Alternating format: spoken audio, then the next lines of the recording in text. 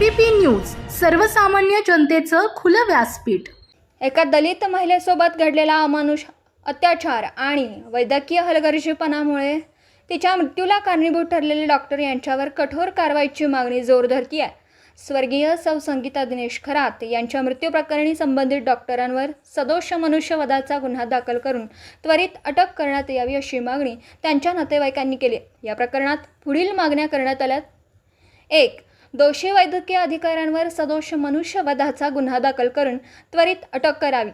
2. निलंबित व चौकशी सुरू असलेल्या सर्व वैद्यकीय अधिकाऱ्यांची वैद्यकीय प्रमाणपत्रे रद्द करून त्यांचे कायमस्वरूपी निलंबन करावं। 3. मनपा रुग्णालयात कार्यरत वैद्यकीय तज्ज्ञ व शिकाऊ डॉक्टरांची माहिती देणारी पत्रकं मुख्य ठिकाणी लावावी, जेणेकरून रुग्ण व नातेवाईकांना पारदर्शक माहिती मिळू शकेल। 4. नवी मुंबई महापालिका व समाजसेवक यांच्या समन्वयातून आरोग्य मित्र समिती स्थापन करून वैद्यकीय सहाय्यता कक्ष सुरू करावा। 5. महापालिका आयुक्तांनी विशेष दक्षता समिती नेमून मृत्यूला कारणीभूत असलेल्या डॉक्टरांची चौकशी करून अहवाल कुटुंबियांना द्यावा। या मागण्यांमुळे वैद्यकीय यंत्रणेतील पारदर्शकता, जबाबदारी व दलित समाजावरील अन्याय थांबवण्याचा प्रयत्न होतोय। पीडित कुटुंबाला न्याय मिळावा व इतर कुणालाही अशा अमानुषतेचा सामना करावा लागू नये यासाठी ही लढा सुरू आहे। साहेब, ही घटना कधी झाली आणि तुम्हाला कधी माहिती पडली की ही घटना घडली म्हणून? ही संगीता मुलगी जी तुर्बा स्टोरला इतर रहिवाशी आहे, दयाराम कांबळे यांची मुलगी ती उच्च शिक्षित, समाजामध्ये वावरणारी अशी मुलगी, हुशार मुलगी। ही मुलगी डिलिव्हरीसाठी आपल्या माहेरी आलेली होती। 17 तारखेला तिला पोटामध्ये दुखायला लागलं। दुखत असताना तिला तुर्बा गाव येथे जे माता रुग्णालय महानगरपालिका दवाखान्यात तिथे नेण्यात आलं। तिथे ते सांगण्यात आलं की बाबा हिला तुरंत आपल्याला वाशी मनपा हॉस्पिटलचं हलवण्यात आलं पाहिजे, कारण तिची डिलिव्हरीची प्रसूतीची वेळ झालेली आहे, तर तुम्हाला वाशीलाच जावं लागेल। तिच्या आईने प्रथमतः बोलले की बाबा आम्ही माता मीनाताई ठाकरे इथं नेतो, पण त्यांनी ते नाही बोललं की बाबा आमच्या इथून तुम्हाला इथंच जावं लागेल, कारण तुम्ही हे जवळ पडतं आणि इथे तिचा विलाज होईल, या पद्धतीने तिला तिथे पाठवण्यात आलं। पाठवल्यानंतर तिला या ठिकाणी आणल्यानंतर रात्रभर ती मुलगी तिथे आपल्या पोटामध्ये दुखत या वेदनेने आपल्या म्हणणं मांडत होती की मला पोटात दुखतं, हे ते होतं, या पद्धतीने होतं आहे। पण तसा ते 17 तारीख आणि नंतर 18 तारखेला 8:30 वाजता ती गर्भवती बाई जी आहे ती डिलिव्हरी झाली। तिला बाळ असं गोडसं असं बाळ झालं, तिला मुलगी झाली। या खुशीने तिची आईसुद्धा एकदम खुश होती आणि तिला त्या माऊलीने परत तिला चाय बिस्किट मागितले, चाय बिस्किट खायला दिलं। त्याच्यानंतर तिच्या अंगातनं जे रक्त जात होतं त्याच्याकडे तिथली डॉक्टर जे होते त्या डॉक्टरने दुर्लक्ष केलं की ते अंगावर रक्त जाणार तिथं बघितलं ना, असं करता करता तिचं संपूर्ण रक्त हे तिच्या अंगातून निघून गेलेलं आणि त्याच्यामुळे तिचे जे ब्रेन हा खराब होत चालला किंवा त्याचं संतुलन बिघडत चाललं। अशा पद्धतीमध्ये ती मुलगी बेहोशच्या स्थितीमध्ये ती झालेली आहे। त्या ठिकाणाहून नंतर 8:30 ते 10 वाजेपर्यंत म्हणजे 10:30 वाजता तिला ICUमध्ये हलवण्यात आलं, उठो लावण्यात आला। उठो लावायला आल्यानंतर तुम्हाला माहिती पडलं, जेव्हा मला 10:30 वाजता 11:45 वाजता मी तिथं पोहोचलो त्यावेळेस ती जी नस आपल्या ह्याचं चालते, रेलिंग चालते, ती फ्लॅट झालेली होती, सुरू झालेली फ्लॅट झाली होती। मी डॉक्टरना बोललो, डॉक्टर साहेब बाकीचं काही समजत नाही, पण ही रेस अशी चालू नाही आहे, फ्लॅट झालेली आहे, याचा अर्थ काय समजायचा? नाही बोला लूज कनेक्शन हो गया होगा, इसलिए हम लोग वो वापस हम लगाते। मग तिथून ती अर्ध्यामध्ये चालू राहिली, अर्ध्यामध्ये फ्लॅट राहिली। तरीसुद्धा आम्ही त्याला विचार नाही केला, त्यावेळी विचार नाही केला की बाई त्याचं हृदय थांबलेलं होतं। आम्ही 5 मिनटं त्या हृदयाला वरती आणण्याचा प्रयत्न केला। आता ते तिथं फुफ्फुसे बंद पडलं होतं, फुफ्फुसे चालू झालेलं आहे, या पद्धतीचा मी असताना तिथं मला सांगण्यात आलं। पण तरीसुद्धा तुम्हाला जर असं वाटतं, म्हणलं साहेब तुम्ही सांगा आम्हाला, जर असं न्यायाची परिस्थिती असेल, कुठं प्रायव्हेट टाकायची गोष्ट असेल तर आम्हाला सांगा। त्यावेळेस मी तिथं हजर होतो। मुख्य हजर असताना त्या माणसाने मला सांगितलं की हमें हमसे कुछ नहीं होता, लेकिन अगर आप करना चाहे तो आप डॉक्टर को फ़ोन करो। तसं मी डॉक्टरांना फ़ोन केला। तिथे राठोड डॉक्टर आहे, त्यांना सांग डॉक्टर साहेब मला फोर्टिसला शिफ्ट करायचं आहे, त्याच्याकरता तुमचे काही कागदपत्र जे असतील ते आम्हाला देऊ शकता का? काही नाही सह्यावर काय पेपर तिथे रेफरन्स पेपर देऊ शकतात का? त्या पद्धतीने त्यांनी सांगितलं हां मी तिथील जे चौधरी आहे एमएस डॉक्टर आहे तिथे त्यांच्याकडे जा आणि तिथून माझं नाव सांगून तिथून तुम्ही रिफिल पेपर घ्या। ते रिफेर पेपर घेतले आणि फोर्टिसमध्ये गेलो. फोर्टिसमध्ये गेल्यानंतर तिथल्या डॉक्टरांनी सांगितलं कि हमको ये पेपर चलता नहीं है, हमको अगर आप कैश भरते हो, प्राइवेट में इससे आते हो तो उधर हमको पैसा भरना पड़ेगा. त्या पद्धतीने त्या ठिकाणी 85,000 रुपये भरावं लागले आणि 85,000 रुपये भरून त्यानंतर तिला ॲडमिशन करण्यात आलं. पण पुढील उपचार कुठल्या पद्धतीचा होतो आम्हाला त्या आरोग्याच्या बाबतीत काय माहिती नसल्याने कारण आम्हाला ते त्यांच्या आशेवरती राहिलो. दिवस उजळला 19 तारीख. 19 तारखेला ज्या वेळेस आम्हाला सांगतात की मुलगी हायपर झालेली आहे, अर्थात तिला बघण्याकरता गेलो होतो त्यावेळेस तिच्या तोंडातनं नाकातनं रक्त येत होतं. त्या मुलीच्या टोटल तोंडातनं नाकातनं रक्त येत होतं. एवढंच नाही तर पुऱ्या चेहऱ्याला रक्त लागलेलं होतं. इतका रक्ताचा नंतरचा पण सराव पोटातला बंद झाला असेल नसेल पण तोंडातनं पण रक्त चालू झालेलं. या पद्धतीचं तिचं काय होतंय, तिथं काय घडतंय याची आम्हाला कुठलीच त्यामध्ये आम्हाला माहिती नव्हती. ह्या अशा स्थितीमध्ये त्या लोकांनी आम्हाला परत ज्यावेळेस आम्ही खाली आलो होतो, आमचे पाटील साहेब इथेच आहेत, तिच्याकडे ती काम करत होती, त्या पाटील साहेबांशी संपर्क साधला. त्यांना बोलले की अभी हमको इनको डायलिसिस करना पड़ेगा, डायलिसिस के लिए पैसा लगेगा 1,20,000 रुपये, वो आप भरो. त्या पद्धतीने ते पैसे 1,20,000 सुद्धा भरले.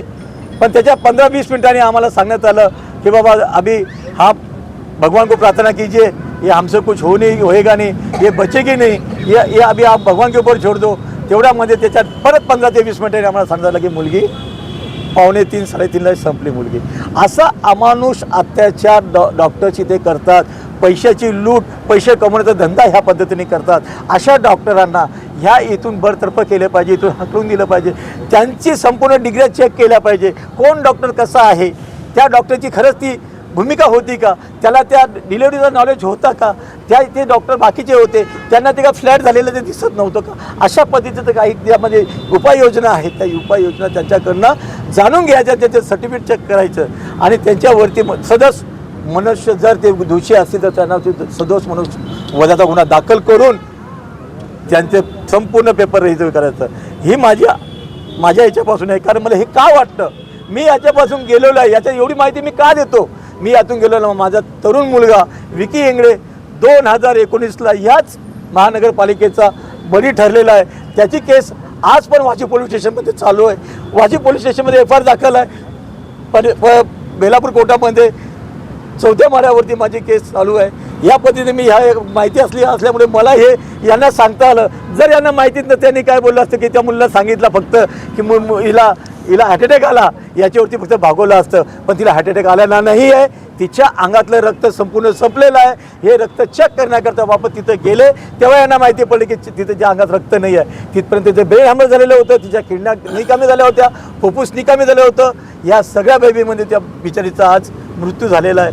तर जसं यांना घडलेलं आहे तसं दुसऱ्याला घडू नये तशी उपाययोजना ह्या येथील पोलीस प्रशासन, पालिका प्रशासन ह्या लोकांनी राबवल्या पाहिजेत. तरच इथं गोरगरिबाचे जीव असतील नाही तर अन्यथा जीव असणार नाही. धन्यवाद. मावशी काय सांगाल, हे कधी तुम्हाला माहिती पडलं? आणि खूप डॉक्टर लोकांचं म्हणणं असते पेशंट गेल्यानंतर पेशंटला ही बिमारी होती, ते बिमारी होती, या बिमारीमुळे गेला किंवा हा अटॅक आला. तसं काही होतं का आपल्या मुलीला? कायच नाही. माझ्या मुलीला कसलाच आजार नव्हता, कसली गोळी नाही खाल्ली, काय नाही खाल्ली, कायच आजार नव्हता. अचानकच आले असं आणि मुलगीचं माझं लय रक्त गेलेलं आहे. आणि मी पहिल्यांदा इकडे गेलो, तुर्ब्या गावामध्ये गेलो. तिथून आम्हाला सांगितलं की पुरगी माझी एकटी गेली तिकडे. पहिल्यांदा गेल्यानंतर मी घरी होते, मला फोन आला. तिथल्या डॉक्टरने तिला सांगितलं की डॉक्टरने सांगितलं तुझं अंगाचं पाणी चाललं आहे. पाणी चालल्यानंतर मग ते डॉक्टर बोलले तुला आता ॲडमिट करावं लागेल. मग ती काय म्हणली मला काय तिथं सेक्टर 10ला जायचं नाही, मला मीनाताई ठाकरे तिकडे जायचं आहे. तर त्या लोकांनी जबरदस्तीने आम्हाला तिकडे पाठवलं. मला पोरगीचा फोन आला की मम्मी असे डॉक्टर म्हणालेत. तर मी म्हणलं मी येते लगेच, थांब म्हणले. तिथे आल्यानंतर मग आम्ही सांगितलं त्यांना तर आम्हाला तिथं जायचं नाही म्हणलं. तर त्या डॉक्टर काय बोलले मला, आम्ही तिकडची रिक्स घेत नाही, आम्ही सेक्टर 10ची रिक्स घेतो असे बोलल्यानंतर आम्ही मग इकडे गेलो. मग सेक्टर 10ला गेल्यानंतर तिथं 1-1.5 वाजता पोरगीला माझ्या ॲडमिट करून घेतलं. ॲडमिट केल्यानंतर मग पोरगीला संध्याकाळी 17 तारखेला 6 वाजता तिला 2 इंजेक्शन दिलं.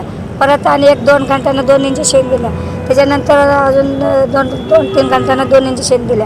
त्याच्यानंतर पोरगीला माझ्या कळा सुटायला लागल्या. दिवसभर रात्र अशी तरमाळायला लागली. नंतर संध्याकाळी मग आम्ही दिवसभर बाहेर बसलो तरी आम्हाला त्यांनी काय सांगितलं नाही की पोरगीला अजून होते असेच बोलायला लागले. 1-2 बोट आले, 3 बोट आले तर असेच करायला. पोरगीला त्रास व्हायला लागला तर ते लोक काय लक्ष देणार ते. मग आम्ही काय म्हणलं आमच्या पोरगीचं शेजार करा. तर शेजारला आता आम्ही काय करू शकत नाही आणि ते लोक काय नाही बोलले, असं शेजार करूतच नाही बोलले, मुलं आता नॉर्मल होणार आहे ते. असं बोलत बोलत आम्हाला संध्याकाळी 6 वाजवल्या. मग 6 वाजल्यानंतर मी असलं विचारलं त्या डॉक्टरांना, काय करता माझ्या मुलीचा एवढा त्रास व्हायला लागला तिला. तर आम्ही आता तिला कसलं औषध टाकून आम्ही तुमच्या पोरगीला आतमध्ये घेतोय. त्याच्यानंतर पोरगीला आतमध्ये घेतलं. तर त्याच्यात आतमध्ये घेतल्यानंतर तिला काय केलं काय माहिती, पोरगी ओरडत होती रडत होती. तर ती जे डॉक्टर होत्या ना त्या डॉक्टरांनी पोरगीला माझ्या टोचर लय केलं, ओरडू नको आरडू नको, तोंडावर मारलं, मांडीला मारलं, तोंड सुजवून तिचं काढलं. पोरगी माझी वरडायला लागली. परत पोरगी वरडायची बंदच झाली. बंद झाल्यानंतर पोरगी माझी अशी बंद झाल्यानंतर मी घाबरल्यानंतर बाहेर मी आले. मग आमच्या दुसऱ्या बायला मग आमच्या त्याच्या सासूला मी आत्या सासूला पाठवलं आतमध्ये, तिला पण नाही आतमध्ये जाऊ दिलं. तोपर्यंत मग बाळाचा आवाज आल्यानंतर आम्ही म्हटलं झालं नॉर्मल डिलिव्हरी. त्यानंतर आम्ही खुश झालो. अर्धा-अडीच घंट्यानंतर पोरगीला माझ्या बाहेर काढलं. मग जे आजूबाजूवाले ते बसले होते ना आतमध्ये, त्या आजूबाजूवाल्यांनी काय सांगितलं, तुमच्या पोरगीला त्या लोकांनी लय त्रास दिला या. आणि लय त्रास नाही जे डॉक्टर जे होते का नाही त्या डॉक्टरने काय तुमच्या पोरीनं आम्हाला लय त्रास दिला अशी बोलली ते डॉक्टर. लय त्रास दिला म्हणजे लय त्रास दिला, आता तुमची पोरगी रिकामी झाल्या, तुमच्या पोरगीला घेऊन जावं अशी बोलली ते डॉक्टर. नंतर चला पोरगी खाटावर आणून टाकल्यानंतर मग मी आतमध्ये आले. पोरगीने मला सांगितलं, मम्मी मला या डॉक्टरांनी लय त्रास दिला आहे आणि मला भूक लागली आणि मला बिस्किट आणि चहा आणून द्या. डॉक्टर बोलली काय बिस्किट चहा आणून द्या.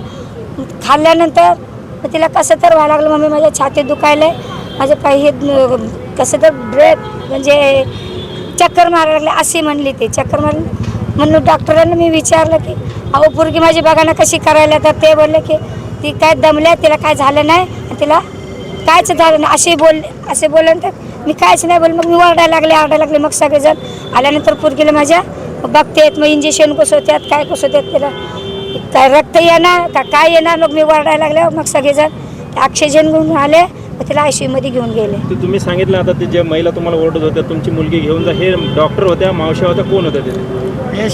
शिकाऊ डॉक्टर होत्या त्या सगळ्या. दादा काय सांगाल तुमच्यावर डॉक्टरच्या हलगर्जीपणावर एवढं मोठं संकट ओढवलं आहे, काय सांगाल? डॉक्टरांचा जो हलगर्जीपणा झालेला आहे हा हलगर्जीपणा हा पहिल्यांदा झालेला नसून बऱ्याच वेळा अशा काही घटना नवी मुंबई महानगरपालिकेमध्ये झालेल्या आहेत. त्या अशा प्रकारचे एक जो गोरगरीब घराण्यातील जर एखादा कुठला रुग्ण गेला तर त्याला अशा प्रकारचे ट्रीट करतात की जसं काय त्याचं काही घेणं देणं नाही आहे. जे की महानगरपालिका ही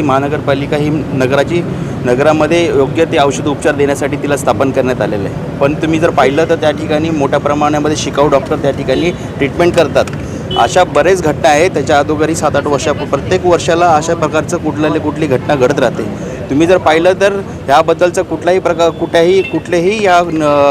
कुठल्याही सभागृहामध्ये कुठल्याही विधानसभेमध्ये महानगरपालिकेच्या रुग्णालयाबद्दलची वाचा फोडली जात नाही.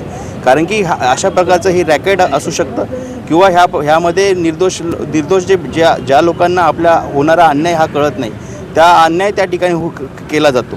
आणि त्याच्यामुळे काय होते की महानगरपालिका ज्या 4,545 करोडचा त्यांचा बजेट आहे. 2000 तुम्ही जर पाहिलं 2023-2024 4,545 करोडचा बजेट आहे. अंदाजे 220 करोड रुपये त्यांनी एका वर्षाचा महानगरपालिकेवरती खर्च करण्यासाठी त्यांचा निधी येतो. तो हा निधी करतात तरी काय महानगरपालिका ही जनतेला सेवा देण्यासाठी ती त्या ठिकाणी स्थापन केलेली आहे. ते शिकाऊ डॉक्टर एवढ्या मोठ्या प्रमाणामध्ये भरती केले जातात. ते अशा प्रकारे ट्रीट करतात जसं का त्यांना काहीच घेणं देणं नाही सामान्य जनतेसोबत. आणि त्या ठिकाणी हाकनाक अशा एका गोरगरीब घरातल्या एका महिलेचा एका पुरुषाचा बळी जातो. अशी ही सगळ्यात मोठी निंदनीय आणि लाजिरवाणी गोष्ट आज कित्येक वर्षापासून महानगरपालिकेच्या हॉस्पिटलमध्ये होत आहे. ह्या गोष्टीचा आम्ही तीव्रपणे निषेध करतो आणि येणाऱ्या काळामध्ये नवी मुंबई महानगरपालिकेच्या विरोधामध्ये आम्ही तीव्र निदर्शने करून त्याच्याबद्दलचे ह्या गोष्टीला वाचा फोडण्यासाठी आम्ही कठोर पावले उचलण्याची आपल्याला या ठिकाणी ग्वाही देतो. महाराष्ट्राचे सर्वमान्य दैनिक समर्थ गावकरी, अहमदनगर, पुणे, नाशिक, जळगाव, धुळे, नंदुरबार, सोलापूर, कोल्हापूर, सांगली, सातारा, मुंबई, ठाणे, पालघर, रत्नागिरी, रायगड, सिंधुदुर्ग, नांदेड, उस्मानाबाद, बीड, औरंगाबाद, नागपूर, गडचिरोली, भंडारा, गोंदिया, अकोला, यवतमाळ, बुलढाणा येथून एकाच वेळी प्रसिद्ध होणारे एकमेव दैनिक सर्वसामान्य जनतेचे खुले व्यासपीठ. संपादक आहेत विश्वासराव आरोटे. मोबाईल नंबर आहे 9423 38 85 08. दुसरा मोबाईल नंबर 9423 46 72 72. तिसरा मोबाईल नंबर 75 88 15 0001. वेबसाईट आहे sgavkari.com. मेल आय डी आहे akl gavkari@gmail.com.